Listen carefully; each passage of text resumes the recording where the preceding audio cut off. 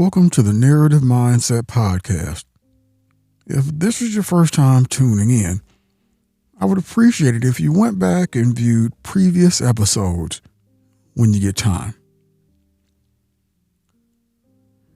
As I came into myself and started focusing on growth, I found myself being alone a lot of times because I was starting to see that I did not fit in with the inner city guys because I had ambition. I wanted more out of life. And I was friends with most of these guys because I didn't know myself.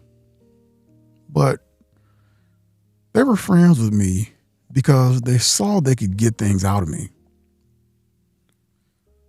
After moving on and focusing on growth in kids, I find myself feeling isolated sometimes because growth is a lonely road.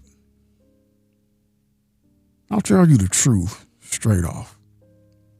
I wasn't really planning on getting kicked out again. I mean, I knew it was coming. You can always feel it coming. But I wasn't exactly preparing a speech or anything. One minute I was standing on top of the Thompson Hill with my stupid red hunting hat on,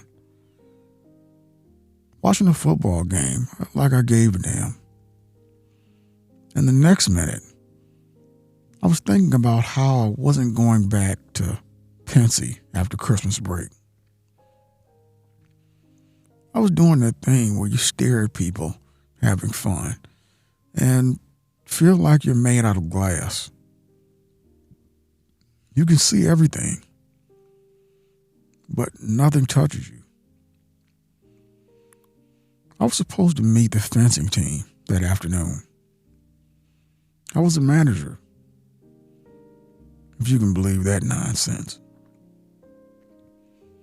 But I felt the equipment on the train like an idiot. You'd think I feel terrible about it or embarrassed or something, but I didn't. I just kept thinking about how heavy the bag was and how the train smelled like old newspapers. Everyone on the team hated me for it, but I didn't care. I really didn't. So I walked back to the dorms to say goodbye to this teacher, Mr. Spencer. He wanted to talk to me about my life, which usually means someone's about to lecture you about something you already know. I sat there in his old man smelling room. And he kept reading my terrible history exam back to me. I was thinking, I wrote it, for Christ's sake. I know it's awful, but I didn't say that. Instead, I nodded like a polite moron while his bathrobe swung open in a way that made me want to jump out of a window.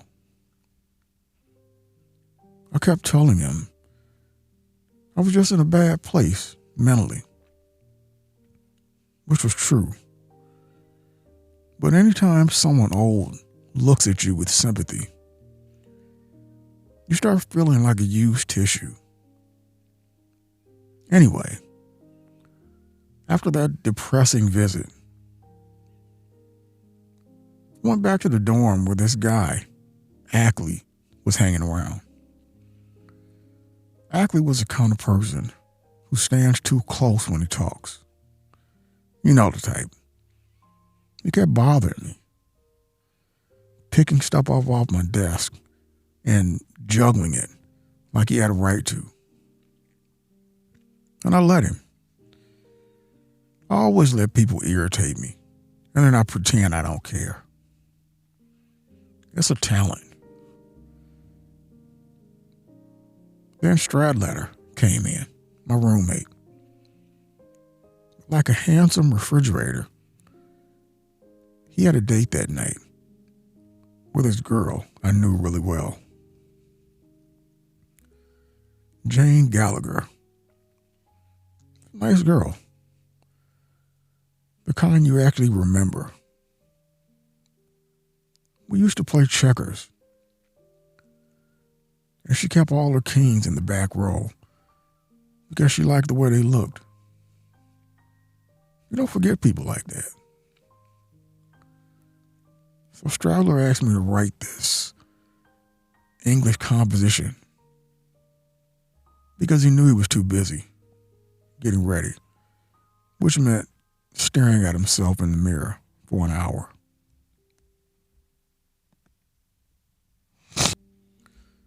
I wrote it anyway. I don't know why. I was always doing things for people who didn't cross a puddle for me. I wrote the whole thing about my dead brother Allie's baseball glove. The one he covered in poems so he'd have something to read in the outfield. It was a beautiful glove. The nicest thing in our house. I didn't realize I was basically opening a wound on paper until I finished it. Then I felt like someone had reached inside my chest and rearranged things. Stradlater came back from the date, and I was nervous as hell about Jane, even though it wasn't my business. You'd think I'd mind my own life for once. But no. I started asking him questions he didn't want to answer. And the more he refused, the more I imagined him disrespecting her. And the more I imagined that, the angrier I got. I ended up swinging at him like an idiot. He knocked me down, obviously. I'm not exactly King Kong. I lay on the floor staring at the ceiling and thinking, why do I always do this? Why do I pick fights I can't win? But that's the thing. You never think you're picking a fight until you're already bleeding. After that, I just couldn't stay there anymore. I packed my bag, put on my hunting hat, and decided to leave Pensy early. You'd think I'd wait until morning, like a normal person. But once I decide something, that's it. I'm gone. Like a ghost who suddenly remembers he's dead. I took a train to New York. I didn't want to go home yet. I didn't want to see my parents' faces when they realized I failed out again. I figured I'd float around the city for a few days. It's like a loose balloon that slipped from somebody's hand.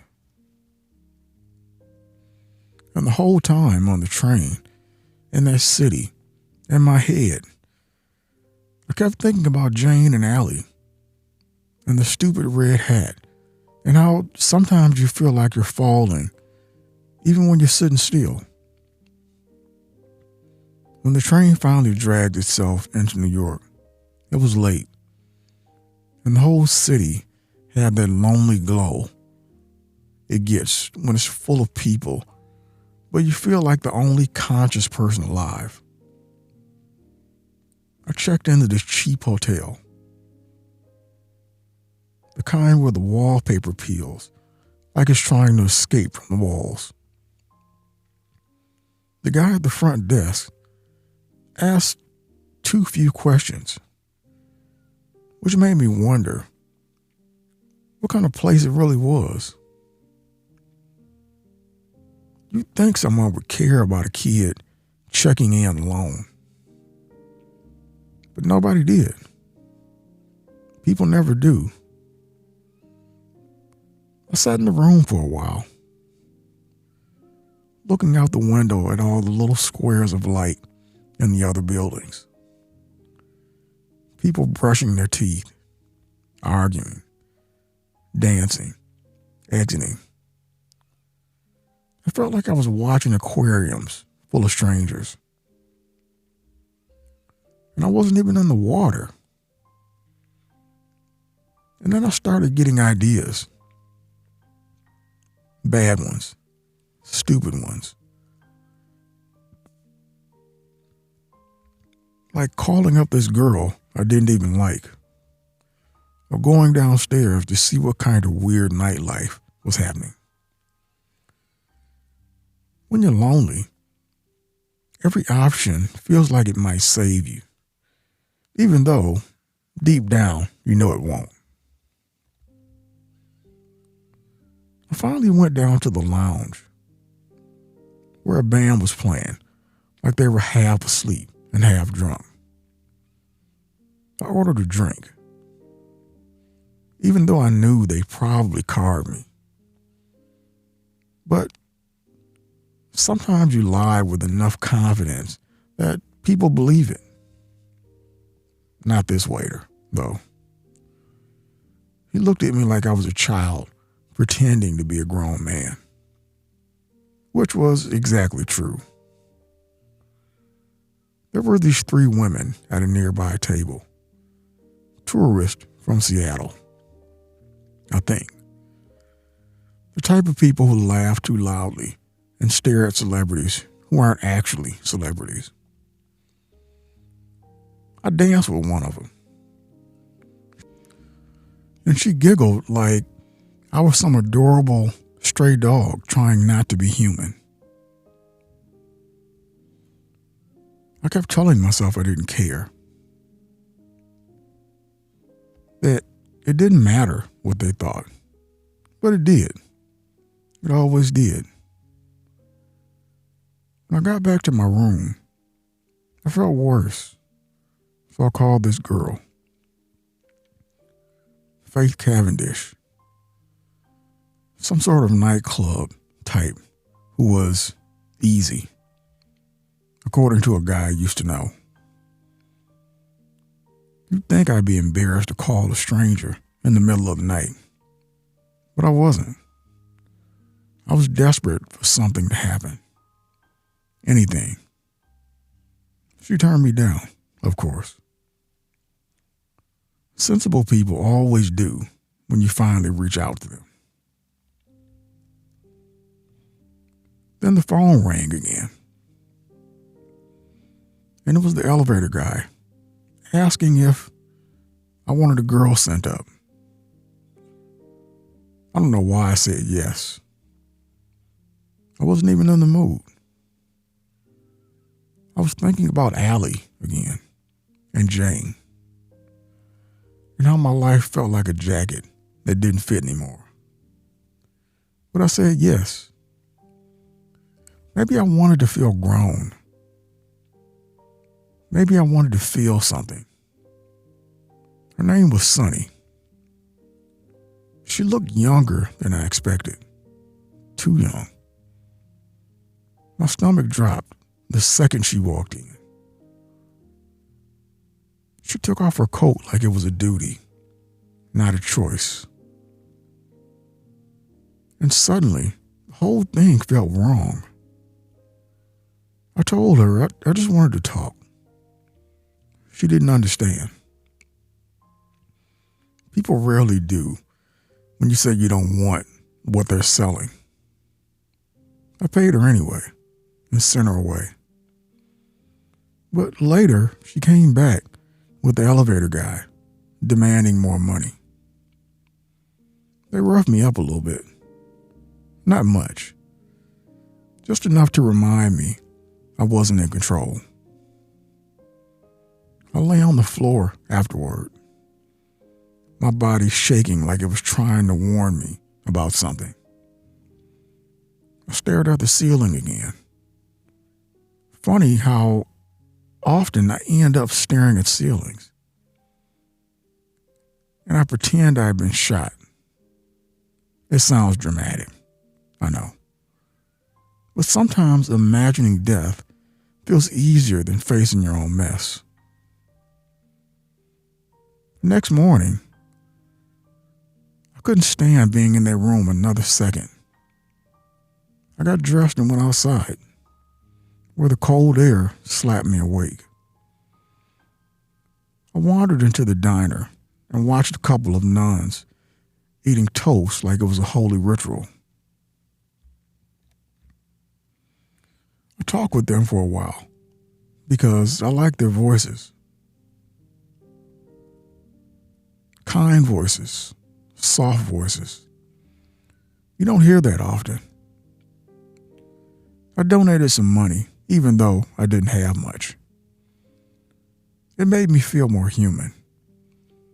It made me think maybe there was some version of me that could be good. But then I started thinking about phobia. My kid's sister. Smartest person in the whole family. By far. She's got this way of listening that makes you feel like she sees the real you under all the nonsense. I thought about calling her, but I didn't. I didn't want to drag her into my pit of confusion.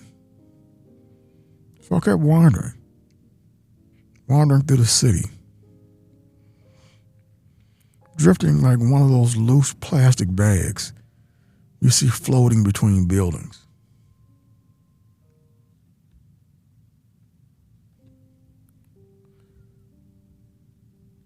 Pretending I had a purpose, even though I didn't.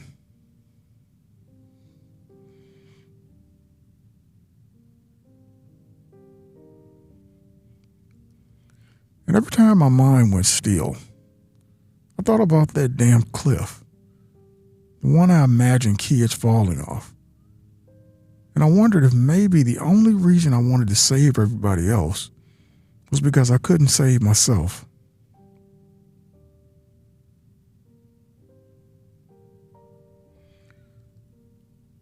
And I left the diner and the nuns with their saintly toast.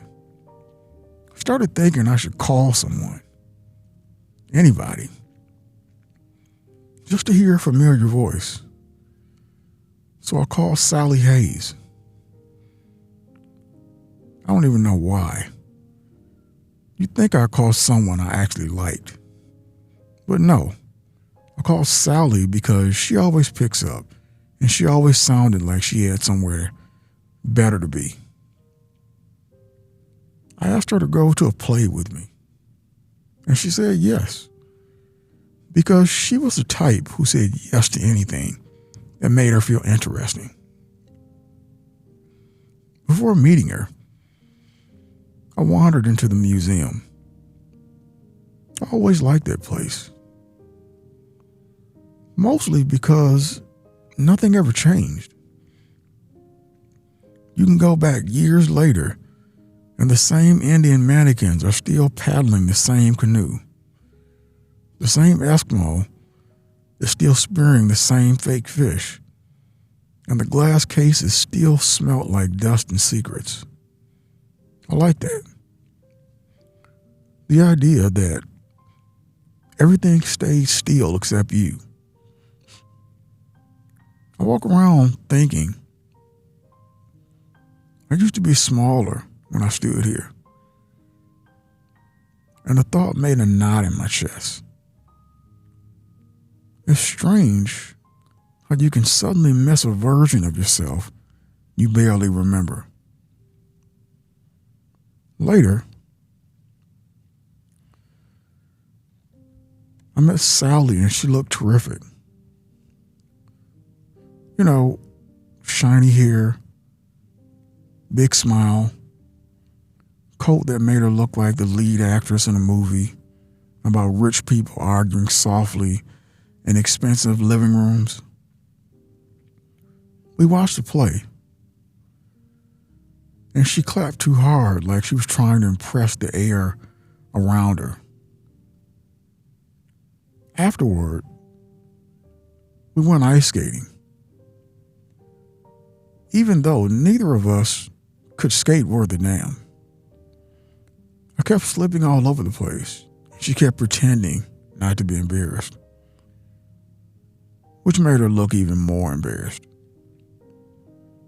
Then I did something stupid. I always do something stupid. I started talking too fast.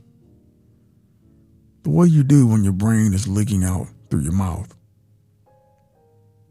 I told her we should run away together. Right then. Leave everything. Go live in a cabin in the woods and pretend society didn't exist. I meant it too. At least in that moment I did. She looked at me like I'd grown a second head. Stop shouting, she kept saying. Stop being impossible. Impossible? That was a word she used. And it made something in me snap. I told her. She gave me a royal pain. She started crying. I felt awful immediately, but the damage was done. That's the thing about me. I say the wrong thing first and think about it 6 hours later when I'm lying awake, wishing I were a different person. We parted ways, and I walked around the city again, half frozen, half lonely, full of thoughts I didn't want. I thought about calling Jane again. I kept imagining her answering. But the second you think someone might actually pick up, you get scared. So I didn't call. I just kept walking. I ended up sneaking into a park to look for Phoebe. She loves this little lake with the ducks. I kept wondering where the ducks go in the water. It's stupid, I know. But when your own life is falling apart, you start asking questions that nobody can answer. The lake was half frozen, and there were no ducks. I sat on a bench for a long time, teeth chattering, trying to figure out whether I was freezing or just miserable. Sometimes it's hard to tell the difference. Finally, I went to my parents' apartment building. I wasn't going home. I wasn't ready to face their disappointment, but I needed to see Phoebe. I snuck in like a burglar, tiptoeing around the floorboards I knew creaked. When I opened her door and saw her sleeping, all curled up like a small genius in a pink pajama cocoon, I felt, I don't know, safe, maybe. Like the world wasn't completely rotten. When she woke up, she was thrilled to see me until she realized I wasn't supposed to be there. She asked why I wasn't in school, and I tried to dance around the question. But kids are too sharp for that. She figured it out. Daddy will kill you, she kept saying. And she wasn't wrong. I told her I wanted to run away. Just go somewhere new. Start over. She stared at me like she was trying to decide whether I was joking or insane. You don't like anything, she said. Name one thing you like. And I couldn't. Isn't that pathetic? I sat there thinking about museums, Jane and Allie, and the ducks, and none of it came out right. Then she asked what I wanted to be. And out of nowhere, I told her about the catcher in the rye. How I imagined all these little kids running in a field. And I'd stand at the edge and catch anyone who got too close to the cliff. I don't know why I said it. It just came out. And it sounded silly when I said it. But Phoebe listened like it was the most important thing in the world. That's the thing about her. She listens like you're worth listening to. But she kept insisting she wanted to go with me. Packed her suitcase and everything. She's 10 years old and already braver than I'll ever be. When I told her she couldn't come, she cried like her heart was breaking. And I felt like the worst person alive. I kept thinking, why do I keep doing this? Hurting people I love when I'm trying not to. What the hell is wrong with me? I told her I wasn't actually leaving, that I'd stick around, that I'd go home. And part of me meant it. The other part didn't know what the hell I was doing anymore. And that night with Phoebe, I kept thinking about the field again. The kids running around. The cliff looming in the distance. And me standing there, arms out, ready to catch him. I kept imagining it in every direction. Like the city around me was just a giant rye field in disguise. Every street a potential cliff edge. I walked a few blocks, and every cab, every street light, every person on the sidewalk felt like a part of that field. Like someone might fall, and I'd have to reach out. It was exhausting to think about, but I couldn't stop. Phoebe insisted on coming with me again the next morning. I had to explain to her that I wasn't running away, that I had to go back to some version of reality. Even if reality sucked, you'd think a 10-year-old wouldn't understand. But she did.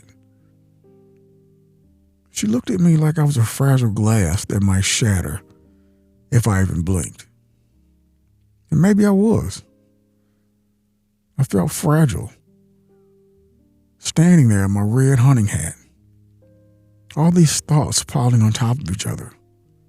And for the first time, I realized I didn't have to be alone. Not entirely. We decided to go to the carousel. You know, the one in Central Park. The one with the chip paint and the funny little horses that smell faintly of grease and childhood. I watched her ride the horse in circles, reaching for the brass ring every time, smiling like she thought the world could be perfect if you just tried hard enough. I kept thinking about Allie, about Jane, about everything I'd lost and everything I've been running from. And I realized something important. Maybe I can't stop people from falling. Maybe I can't stop myself from falling either. But you can enjoy the ride while it lasts. And maybe that's enough. She asked me to hold her hand when she reached for the brass ring. And I did. Not because it mattered. Not because it changed the world. But because it mattered to her. And that mattered to me. I felt warm for the first time in a long time. The kind of warmth that comes from noticing someone else and letting them notice you back. I wasn't cured. I wasn't fixed. But I felt human. And that was enough for now. After the carousel, I started thinking about all the dumb choices I made, all the fights, the lies, the avoidance, the running. I thought about the city, the people, the phonies, the loneliness, the hotel, the dinner, the nuns, Sally, Jane, my parents, and Phoebe. And I realized I could either keep wandering in circles, thinking everything was doomed, or I could at least start walking in some direction, even if it wasn't perfect. The path that didn't have to be clean or straight. It didn't have to make sense. I just had to keep moving. I ended up going home, finally, not with a plan, not with a solution, just with the thought that maybe staying close to Phoebe, to the people I loved, even imperfectly, was worth something. Even if the world was full of phonies, even if I still felt like glass, even if I still had a cliff looming somewhere, there was a chance to catch someone, even for a moment. And maybe if I could do that, I could catch a little bit of myself too. I went to bed that night thinking about that field of rye, about kids playing, about the wind on my face, about Phoebe's hand in mine. I didn't feel like I had all the answers, and I wasn't sure if I ever would. But for once, it didn't feel like falling. It felt like standing there, holding on, and letting the world spin the way it wanted while I remembered I was still on it. And that's where I left it. That's where it ended for me, at least for now. Walking home in the quiet of the city, still broken in 100 little ways, still searching, still hoping, still alive.